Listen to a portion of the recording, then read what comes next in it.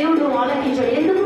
దేవుని యొక్క భయభక్తులు కలిగి ఆయన మార్గంలో నడవట్లేదు కాబట్టి, దేవుడితో సహవాసం కలిగి ఉండట్లేవు కాబట్టి నీ మొదలు నీ మనల్ని ఆలోచించలేకపోతున్నాడు.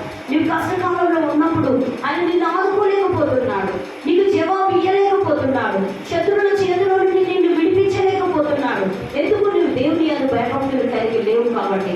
ఇక్కడ మనం ఎస్తేర్ను చూసినట్లయితే దేవుని యందు భయభక్తులు కలిగిన స్త్రీ ఇచ్చినది. దేవుడు ఆమె మొరపెట్టి ఉన్నప్పుడు 3 రోజులు ఉపవాసం ఉండి కన్నీరు కార్చి ప్రార్థన చేసి ఉన్నప్పుడు రాజు యొక్క మనస్సును దేవుడు మార్చి ఉన్నాడు.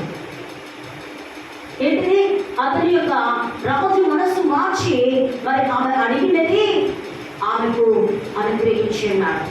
అందుకోసమే ఇక్కడ ఏంటంటే, నీవు అడగక మునిపి ఆయన ఉత్తరం ఇచ్చేవాడు ఇచ్చినాడు. దేవుని యందు భయభక్తులు కలిగి దేవుని యందు సన్నిధికి వచ్చి పరిగెత్తుకొని వచ్చి దేవునికి మొరపెట్టినప్పుడు మరి దేవుడు నీకు ప్రత్యుత్తరం ఇచ్చేవాడు ఇచ్చినాడు. నీ మనవిని నీవు చెప్పకముందే ఆయన నీకు ఏదైతే నీవు జవాబు కొరకు ఆశిస్తున్నావో ఆ యొక్క ఆన్సర్ని నీకు తప్పకుండా నెరవేర్చేవాడు ఇచ్చినాడు. ఇక్కడ ఏమని చెప్తున్నాడు? నీవు అడగగా మునిపే నేను ఉత్తరం ఇచ్చేదను. హల్లెలూయా. నీవు అడగక మునిపే నేను ఉత్తరం ఇస్తాను.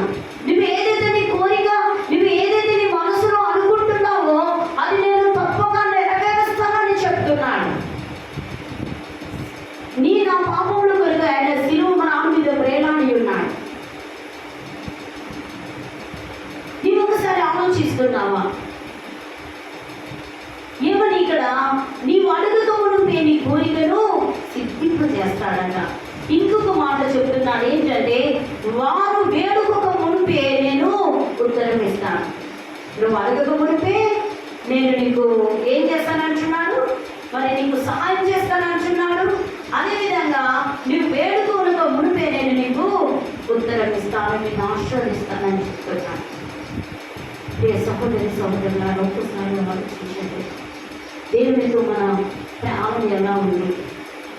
దేవుడు నీవు నిజముగా నువ్వు మొదలుపెడుతున్నావు.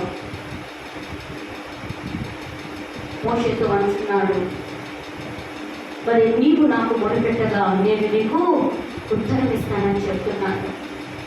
నేను మరి నిన్ను విడిపించి శ్రమలో నిన్ను మరి విడిపించి నీకు శ్రమలో నీకు తోడై ఉంటాను.